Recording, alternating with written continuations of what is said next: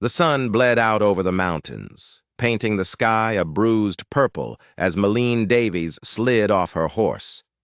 Every bone in her body screamed from 12 hours in the saddle.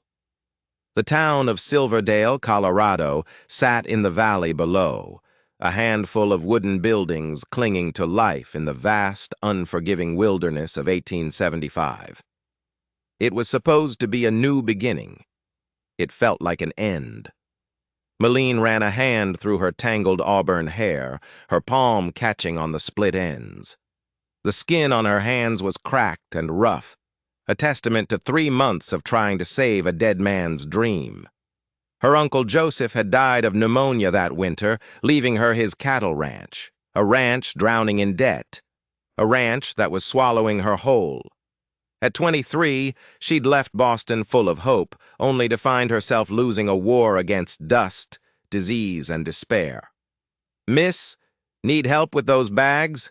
a stable hand asked, reaching for her single, pathetic satchel. She paid him with her last few coins, her stomach twisting into a knot. "I can manage," she said, her voice tighter than she wanted. She gripped the worn leather handle, her knuckles white.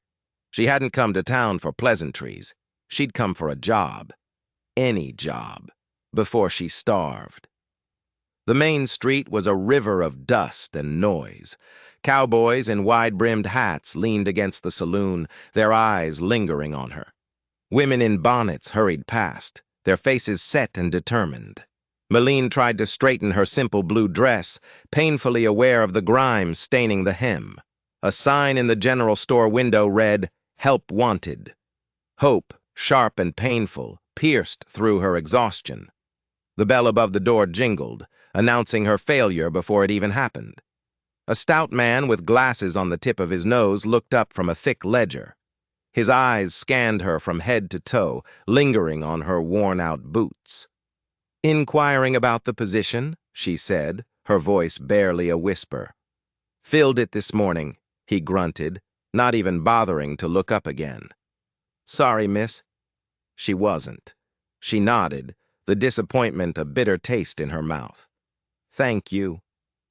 By the time the sun had fully set, she'd been turned away 6 times.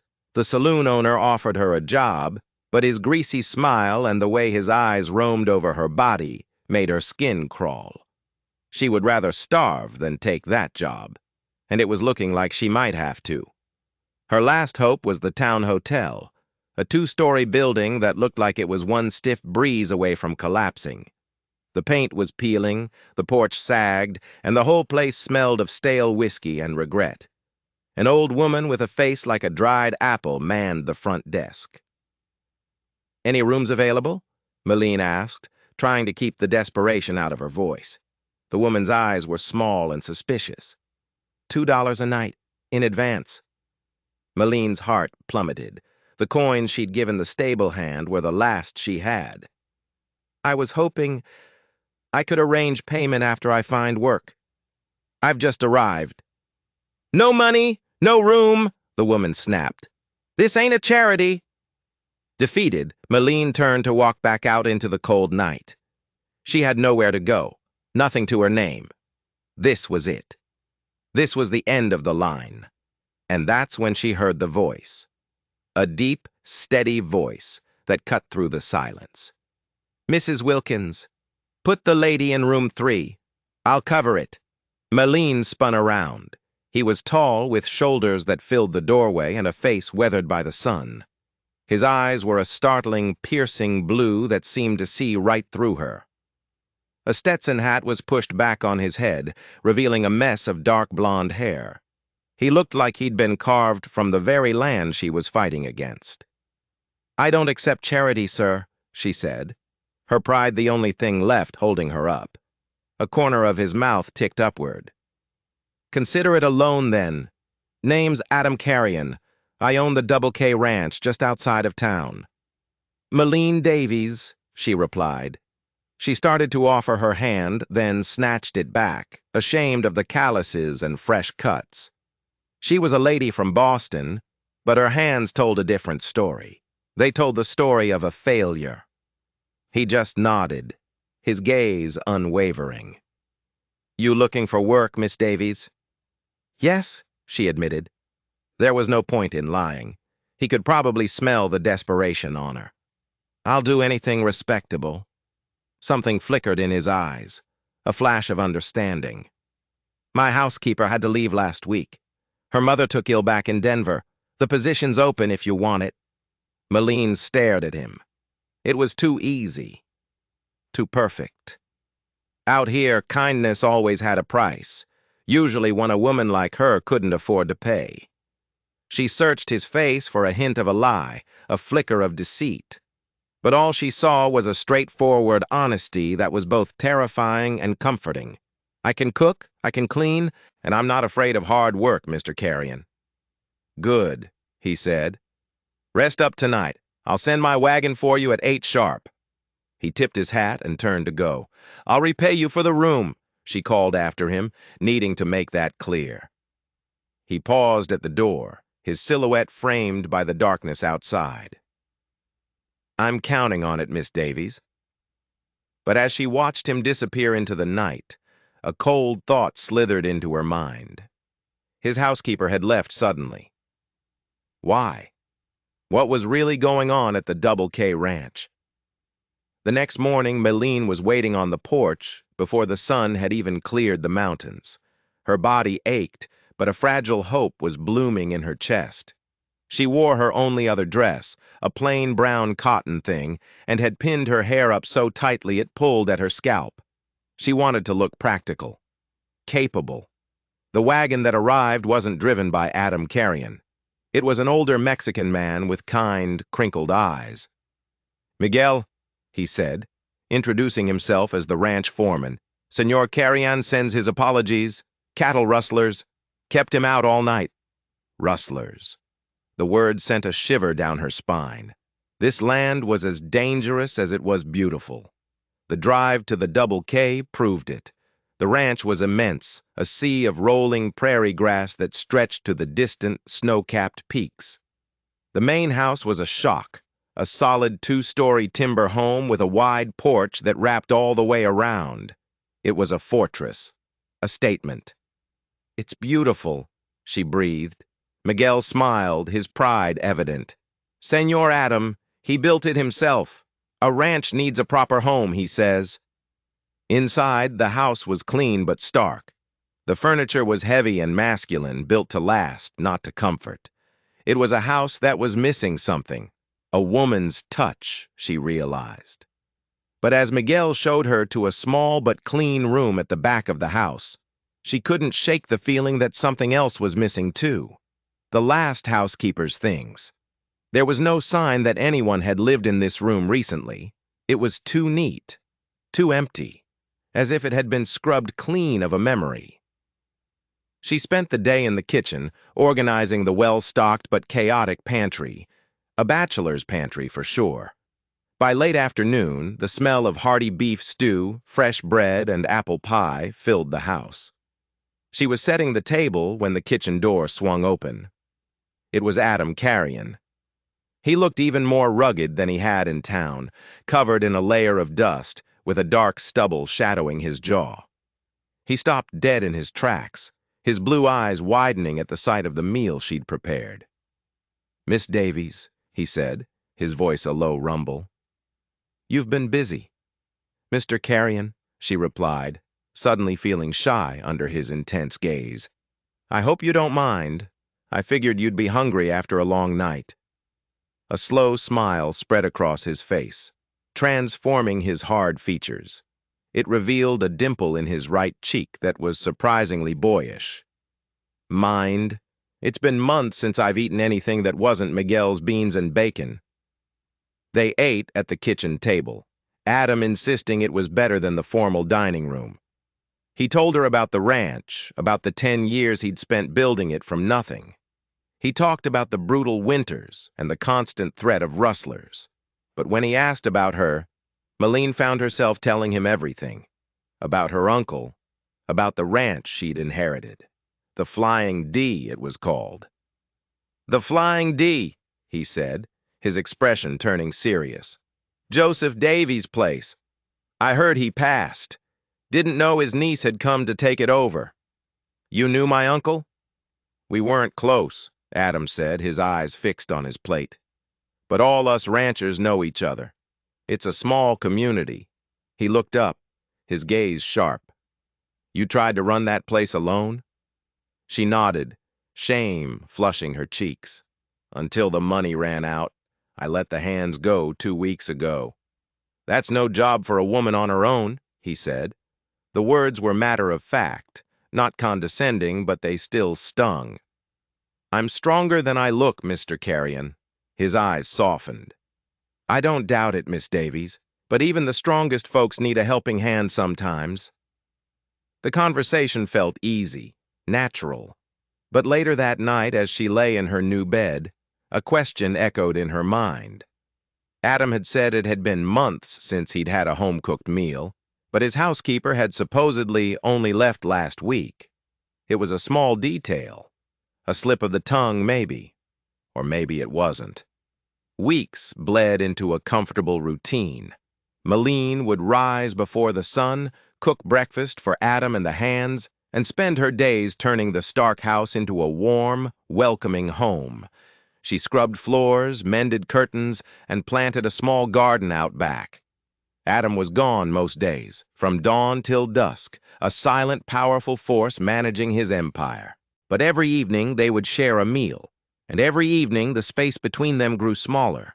She learned he'd come west at 18 with nothing but the clothes on his back. Now, at 32, he was one of the most powerful ranchers in the territory. But she couldn't understand why a man like him, successful and handsome, was still alone. There was a loneliness in his eyes that he couldn't quite hide, a shadow that his easy smiles never fully chased away. One evening, he came back early. Malene was in her garden, wrestling with a stubborn carrot. "Need some help?" he asked, his voice startling her. He knelt beside her in the dirt, his presence so large and solid it seemed to block out the sun. "I've got it," she said, pulling harder. She winced as the rough soil scraped against a raw blister on her palm. He saw it instantly. "Let me see your hands." "It's nothing," she protested, trying to hide them. But he was too quick. He gently took her wrist and turned her hand over. His expression darkened as he saw the state of them. They were a mess of blisters, cuts, and raw red skin. A lady's hands, ruined by a man's work. Without a word, he pulled her to her feet and led her into the kitchen. He filled a basin with warm water and pulled out a chair. "Sit," he commanded. His voice was firm but gentle. She was too stunned to argue. He knelt in front of her, adding something from a small brown bottle to the water, and then he carefully, tenderly, submerged her hands in the soothing liquid. The warmth was a relief so profound it almost made her cry. "You should have told me," he said, his voice low and thick with concern. "They're just hands, Mr. Carrion. They'll toughen up." "Adam," he corrected her, his blue eyes meeting hers. "After all this time, I think you can call me Adam." The air between them crackled. It was more than just an invitation to use his first name. It was a line being crossed. "Adam," she repeated, the name feeling foreign and familiar all at once on her tongue. He dried her hands with a soft cloth and then reached for a jar of salve. "My mother's recipe," he murmured, his calloused thumbs moving with surprising gentleness as he worked the ointment into her broken skin. He finished with one palm, then, without warning, he lifted it to his lips.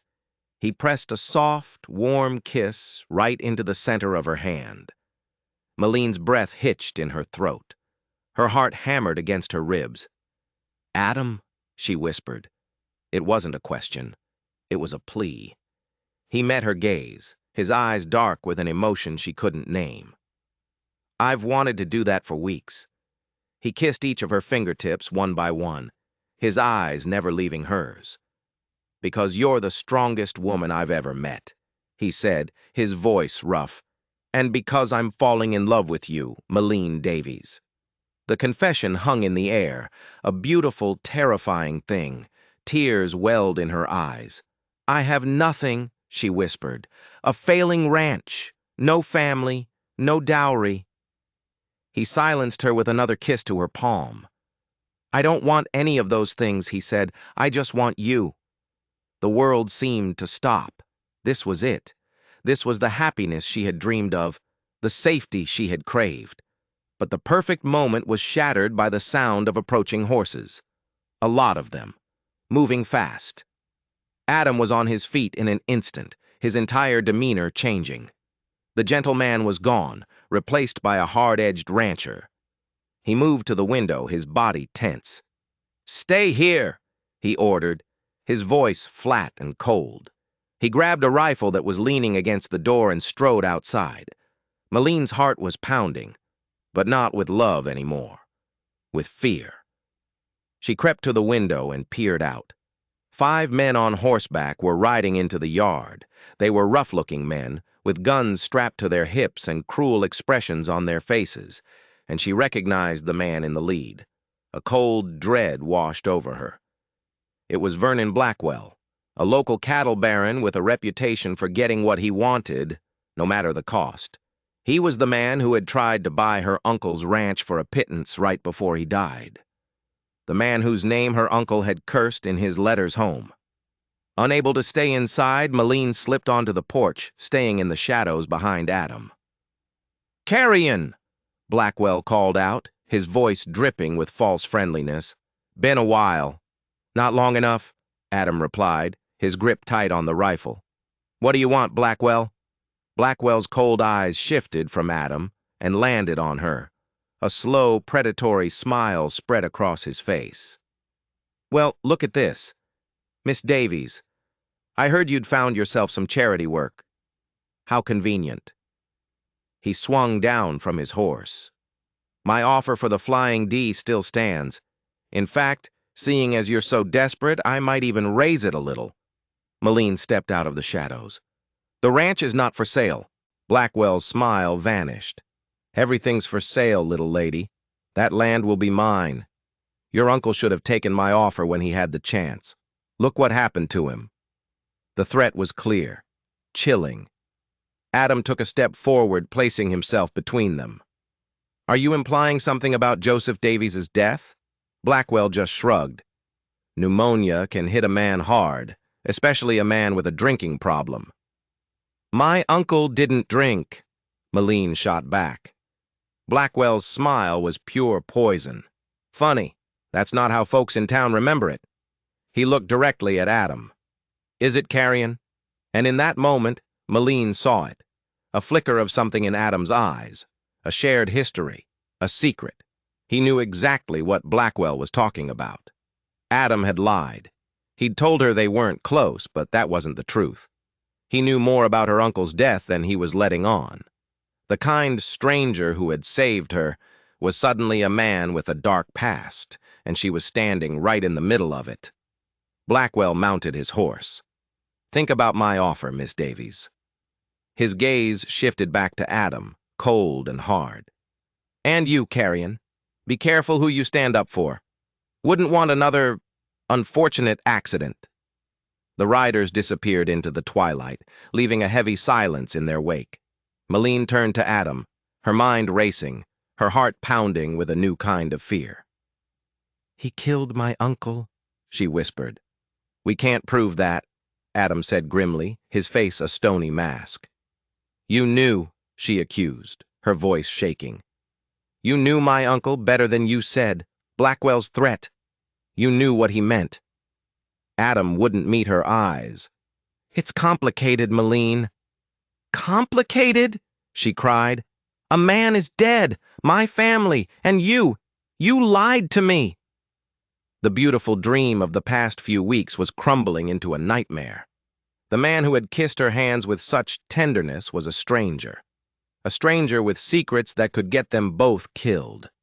He finally looked at her, his blue eyes full of a pain she didn't understand. "Yes, I lied. I lied because Joseph was my friend, and I lied to protect you. Protect me from what?" "From the truth," he said, his voice barely a whisper. "The truth is, Blackwell didn't kill your uncle. I did." The world tilted on its axis. The air rushed from her lungs. She stared at Adam, the man she was falling in love with, and all she could see was a monster. His confession hung between them, more shocking than any gunshot. "How?" she managed to choke out, her voice a strangled whisper. Adam's face was a canvas of guilt and sorrow. "It was an accident. Joseph. He did have a drinking problem. Blackwell is right about that. He started hitting the bottle hard after your aunt died. One night, a few months back, he rode over here in a drunken rage. Blackwell had been pressuring him, threatening him, and Joseph was convinced I was in on it, that I wanted his land too. He ran a hand over his face, his shoulders slumping. We argued. It got heated. He took a swing at me on the porch. I pushed him back, just to get some space, but he was unsteady. He lost his footing, fell down the steps, and hit his head. He was gone, just like that." Malene felt sick. The image of it, the violence, the finality. It was too much. "You just left him there?" "No!" Adam's voice was sharp with pain. "No, I panicked. I knew what it would look like. A fight between ranchers, one of them ends up dead. Blackwell has the sheriff in his pocket. I would have hung for it, so I made a choice. A terrible choice. I took him back to his ranch and put him in his bed. I told everyone he'd been sick for weeks. The doctor owed me a favor. He signed the death certificate. Pneumonia." Her mind was reeling. The kind, respectable rancher was a liar, a killer. The foundation of the life she had started to build here was nothing but a pile of dirt and deceit. And the worst part? The doctor. The town doctor was part of it. Who else was lying? Was anyone in this town trustworthy? "So all of this," she said, gesturing around at the house, at him. "This job, the room at the hotel. It was all out of guilt?" "At first, yes," he admitted, his voice raw. "When I saw you in town, so lost, I felt like I owed it to Joseph to look after you. But then, I got to know you, Malene. My feelings for you, those are real. That's the one thing I haven't lied about." She wanted to believe him, a part of her, the part that had melted when he kissed her hand, desperately wanted to believe him. But how could she?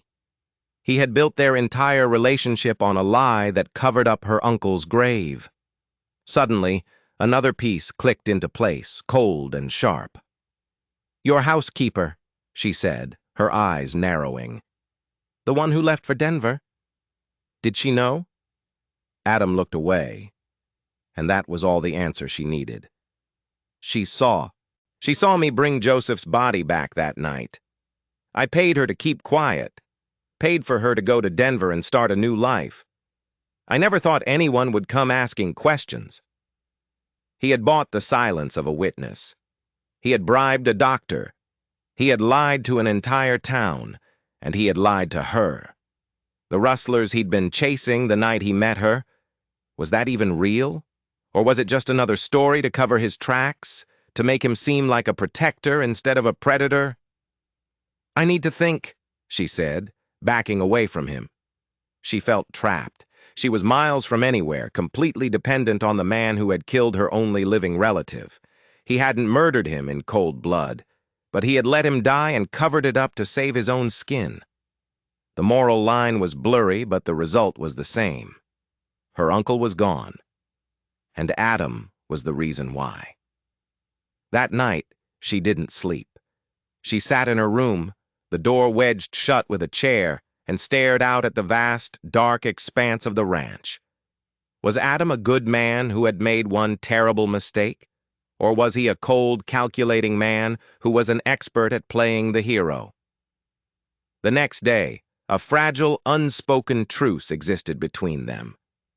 Adam was quiet, his face etched with worry. Malene was cold and distant, performing her duties like an automaton. The warmth of the house had vanished. replaced by a chilling tension. She knew she couldn't stay, but she also knew she couldn't leave. She had no money, nowhere to go, and Blackwell was still out there, a vulture circling her land. She was caught between a killer and a monster. She decided she needed proof, not of what Adam had done, but of what Blackwell was doing. If she could expose Blackwell for the tyrant he was, maybe she could get her ranch back, sell it, and finally escape this web of lies. She started asking questions, carefully, among the ranch hands. She spoke to Miguel, the foreman, whose kind eyes now seemed to hold a deep sadness. The senora who was here before, Maria? She was a good woman, Miguel told her one afternoon when Adam was out checking fence lines. She left in a hurry, said her sister was sick, but her sister, she lives in Santa Fe, not Denver. Another lie. Adam hadn't even bothered to keep his story straight with his own foreman. Did she seem scared? Malene pressed. Miguel looked around nervously, as if the very air was listening. She saw something she should not have seen, he whispered. Something to do with Senor Davies. He knew. Miguel knew, or at least suspected, the truth. And he was terrified, not of Blackwell, but of his own boss. Of Adam. That evening, Malene decided to search Adam's office. It was a risk, a huge one, but she had to know more. While he was out with the ranch hands, she slipped into the room. It was meticulously organized, just like the rest of his life. Ledgers, maps, contracts. She searched his desk, her hands trembling. In the bottom drawer, beneath a stack of deeds, she found it. A small, leather-bound journal. It was her uncle's. Her heart stopped. Why would Adam have her uncle's private journal? She opened it, her fingers tracing over Joseph's familiar, messy handwriting. The last few entries were a frantic scrawl, filled with paranoia and fear. October 12th. Blackwell came by again, offered me pennies on the dollar. The man is a snake, but he's not the only one. Carrion watches me. He pretends to be a friend, but I see the greed in his eyes. He wants my water rights. They both do. October 15th. I think they are working together. I saw them talking by Silver Creek. Blackwell handed Carrion an envelope full of cash. This is bigger than my land. This is a conspiracy. October 19th. Carrion knows I saw them. He came over tonight, said we needed to talk. There was a look in his eye I've never seen before. A coldness. If something happens to me, it was not an accident. It was Adam Carrion.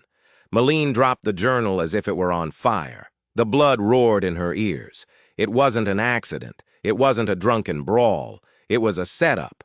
Adam and Blackwell were partners. They had conspired to get her uncle's land, and when Joseph wouldn't sell, Adam had killed him.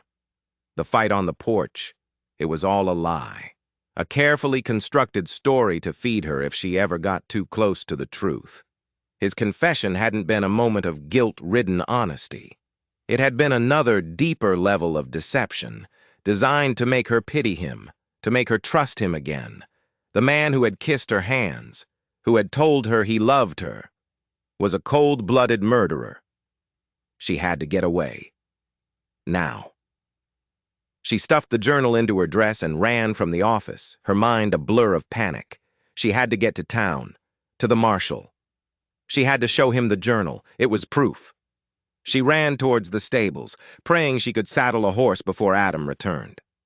But as she rounded the corner of the main house, she ran straight into a solid wall of a chest. It was Adam.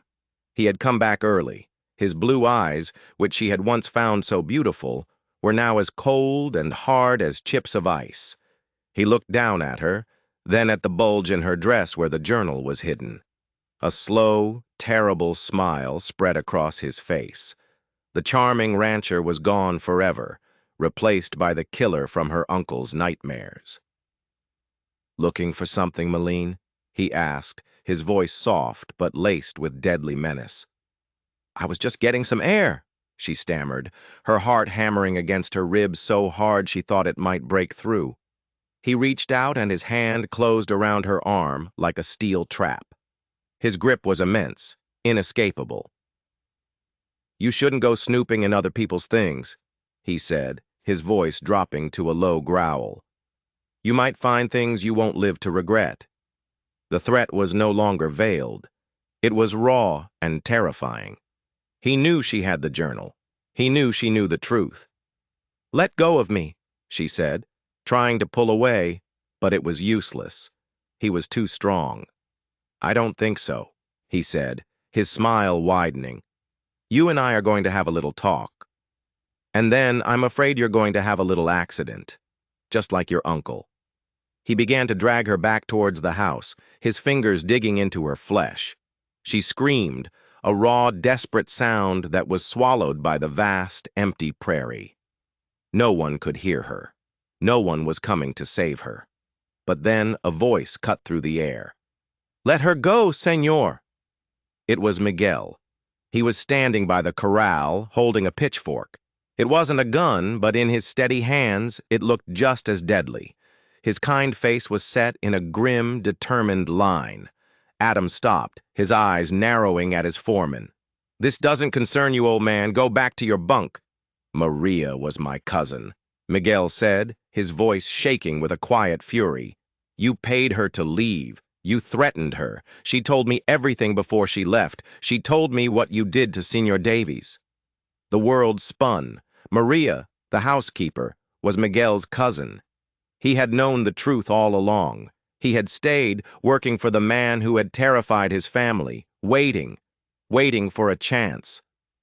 Adam laughed, a cold, ugly sound. "She was a servant who saw an opportunity, just like you. You think that pitchfork is going to stop me?" "No," Miguel said, his gaze unwavering. "But they will." From behind the stables, the rest of the ranch hands appeared. They were armed with rifles, shotguns, anything they could find. They had been loyal to Adam, but their loyalty to Miguel, the man who had worked beside them for years, was stronger. They had seen the fear in Maline's eyes. They had heard the whispers about Maria, and they had chosen a side. Adam stared at the faces of the men who worked for him, his expression turning from arrogance to disbelief and then to pure animal rage. He was surrounded. He shoved Maline away from him, sending her sprawling into the dust. "You'll all hang for this!" he roared, and then he did something no one expected. He ran, not towards the house where he was outnumbered, but towards the open prairie. He was fast, moving with a desperate, frantic energy. A few of the hands raised their rifles, but Miguel shouted, "No! We bring him to the law, alive!" Meline scrambled to her feet, her body bruised, but her mind clear. They had him. They had the journal. It was over. But as she watched Adam disappear over a small rise, a new, horrifying thought struck her. He wasn't running aimlessly. He was running towards a specific place. He was running towards Silver Creek, towards the place her uncle had seen him meeting his partner, Vernon Blackwell. He wasn't running from justice. He was running to his accomplice. And together, they would be an unstoppable force of pure evil. The fight wasn't over. It had just begun. Miguel and the ranch hands saddled their horses in a frenzy. "We have to get to town, to the marshal," one of them yelled. "No!" Maline shouted, her voice ringing with newfound authority. She pulled the journal from her dress. "Adam bribed the doctor. My uncle wrote that Blackwell has the sheriff in his pocket. Going to the law in Silverdale is a death sentence. They're all in on it together." The men stared at her, their faces grim in the fading light. She was right. The corruption in the valley ran deep. They were on their own. "What do we do, señorita?" Miguel asked, his eyes looking to her for leadership. Maline's mind raced. Adam and Blackwell would be expecting them to run to town, or to flee. They wouldn't expect them to fight back. Not here, not now. "Blackwell's ranch," she said, her voice steady despite the fear coiling in her gut. "He'll go there. They'll hole up there and plan their next move. But they'll be celebrating. They'll think they've won. It's a fortress, one of the hands argued. He has 24 men on his payroll. And they're loyal to his money, not to him, Malene countered. We have something more powerful, the truth. She looked at the faces around her, men who had been cowed by Adam and Blackwell for years. They killed my uncle. They terrified Maria. They've been poisoning this valley with their greed and violence for too long. Tonight we take it back. A fire lit in their eyes. It was a desperate plan, a suicidal plan, but it was better than running. They were no longer just ranch hands. They were a small army. They rode hard, cutting across the open range under the cover of darkness, avoiding the main roads. Malene rode at the front with Miguel, her uncle's journal tucked safely inside her coat. Every shadow looked like an ambush. Every gust of wind sounded like a gunshot. She was no longer the desperate, broken woman who had arrived in Silverdale. She was fueled by a cold, hard rage. Adam hadn't just killed her uncle. He had tried to steal her hope, her future. He had used her love as a weapon against her. She would see him pay for that, or she would die trying. As they neared Blackwell's property, they could see it from a ridge. The main house was lit up, music and loud laughter echoing across the valley. Just as she'd predicted, they were celebrating. They left the horses and crept forward on foot, using the darkness as their shield. Miguel, who knew the layout of every ranch in the territory, led them to a weak point in the fence line. One by one, they slipped onto the property. Malene's heart was a drum against her ribs. This was madness. She was a woman from Boston who had never fired a gun in her life, and she was about to lead an attack on a fortified ranch. Their plan was simple and insane. Half of the men, led by Miguel, would create a diversion, setting fire to a hay barn on the far side of the property. In the ensuing chaos, Malene and the other men would storm the main house. Their goal wasn't to win a gunfight. It was to find the proof her uncle had written about, the envelope full of cash, the plans, the conspiracy on paper. A sudden whoosh of orange flame lit up the night sky. The barn was ablaze. Shouts of alarm echoed from the house. Men poured out of the front door, some with drinks still in their hands, running towards the fire. "Now!" Malene whispered. They surged forward, running from the shadows towards the now unguarded house. An old man on the porch saw them coming and tried to raise a shotgun, but one of Malene's men was faster, tackling him to the ground. They burst through the front door.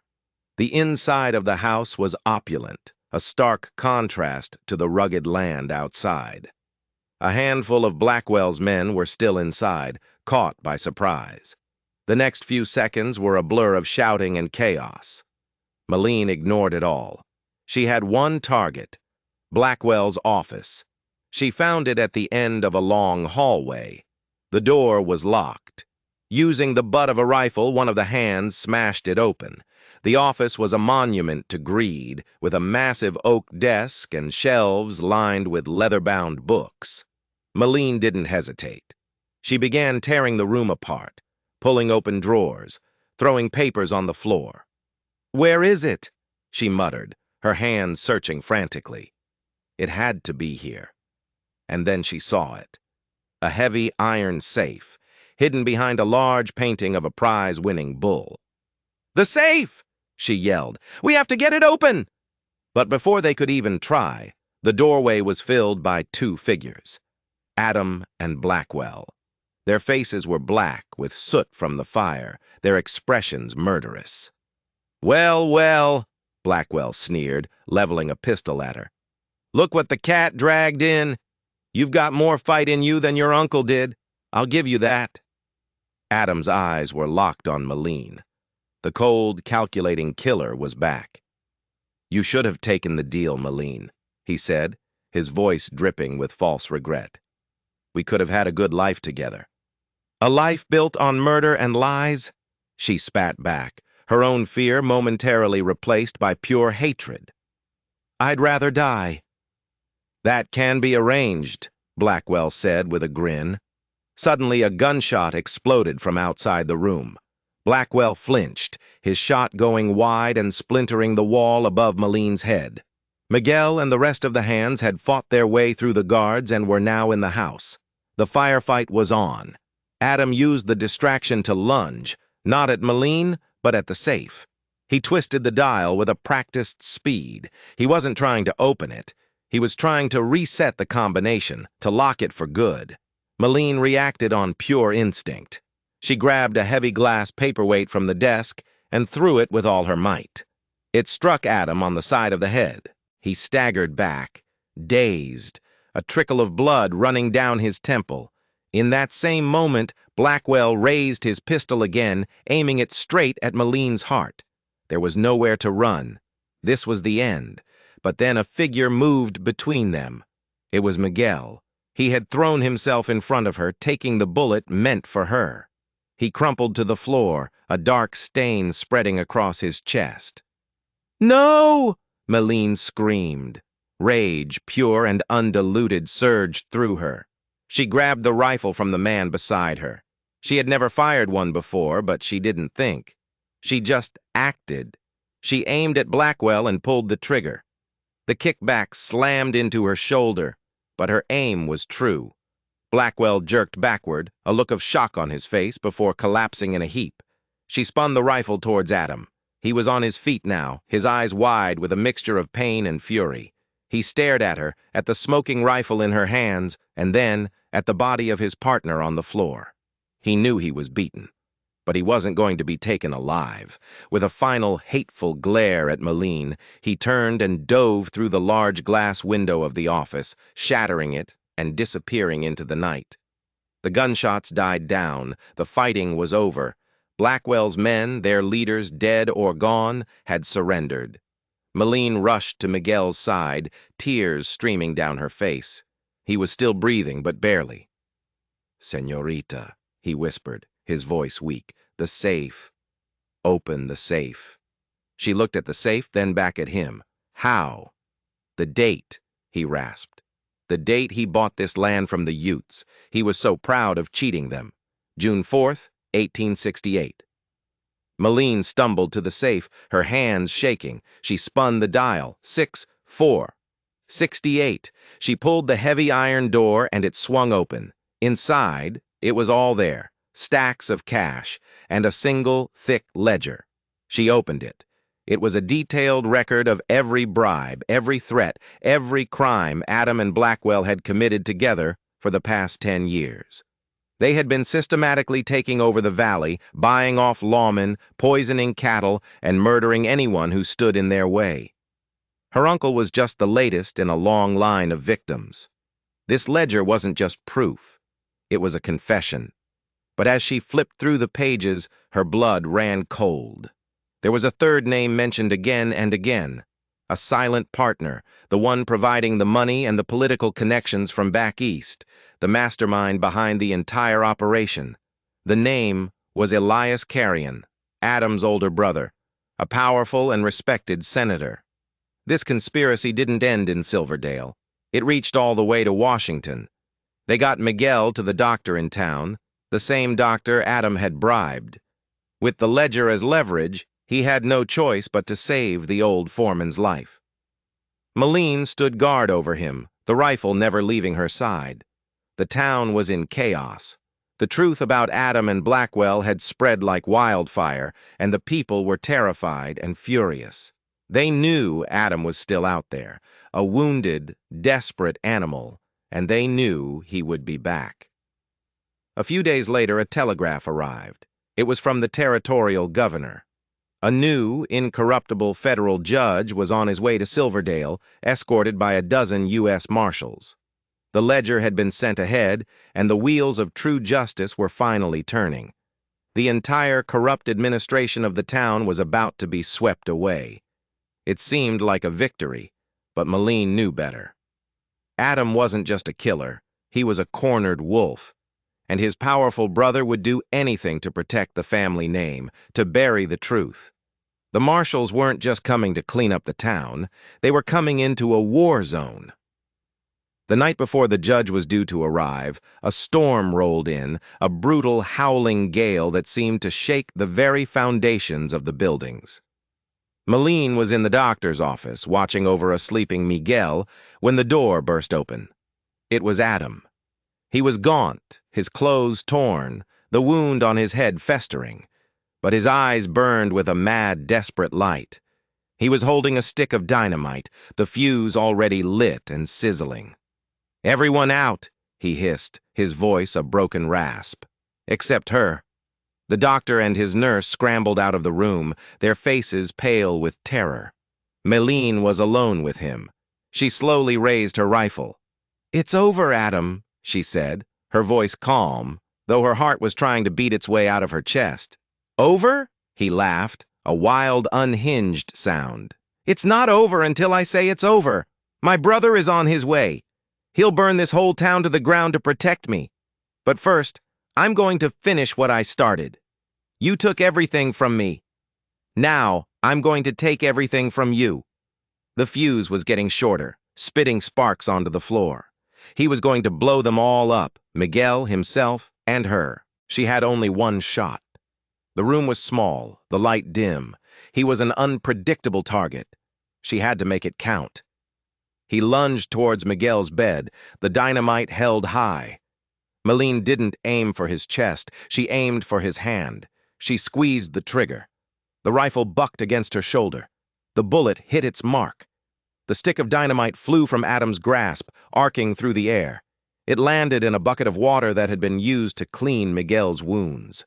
The fuse hissed and died with a pathetic sizzle. Adam stared at his shattered hand, then at her, his face a mask of disbelief and pure, unadulterated hatred. He let out a primal roar of rage and charged at her. He was unarmed, but he was still strong, driven by madness. He slammed into her, knocking the rifle from her hands. They fell to the floor, a tangle of limbs.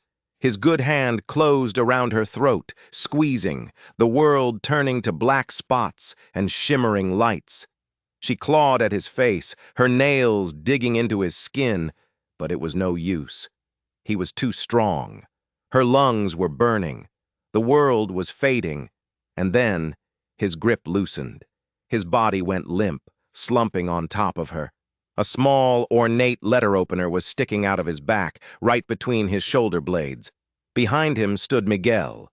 He had used the last of his strength to pull himself from his bed and grab the only weapon he could find. He had saved her life, just as she had saved his. Adam Carrion, the man who had pretended to be a hero, the man who had murdered her uncle, the man she had almost loved, was dead. The next day, Judge Harmon and the U.S. Marshals arrived. The town of Silverdale was put under federal control. The corrupt sheriff and his deputies were arrested. The ledger provided a roadmap of corruption that led all the way to Senator Elias Carrion, who was arrested in Washington, D.C. a week later, his political career ending in scandal and disgrace. The Flying D Ranch was officially Malene's, free and clear of all debt. The judge ruled that all of Blackwell's illegally acquired land would be divided among the families he had terrorized for years. Justice, true and final, had come to the valley. Malene and Miguel recovered together. The old foreman became like a father to her. With the help of the loyal hands from the Double K, they began to rebuild the Flying D. They weren't just rebuilding a ranch. They were rebuilding a community, one founded on honesty and hard work instead of fear. Months later, standing on a hill overlooking her land, Malene looked down at her hands. They were no longer the hands of a desperate victim. They were strong, capable, calloused from labor she chose, not labor she was forced into. She had come to this country broken and alone, a pawn in a game played by powerful, evil men. Now, she was the one in charge. She had faced down monsters and won. The journey had been a nightmare, a trial by fire that had burned away everything she thought she was and forged her into someone new, someone stronger. She had learned that evil often wears a handsome face and that true heroes are sometimes old men with pitchforks. She had found her strength not in a man's protection, but in her own will to survive, to fight, and to win. The wild country was no longer her enemy. It was her home, and she had earned it. If you enjoyed this story of survival and justice and want to hear more tales of the strange, dark, and mysterious, don't forget to subscribe and hit that notification bell. You never know what secrets are hiding just beneath the surface.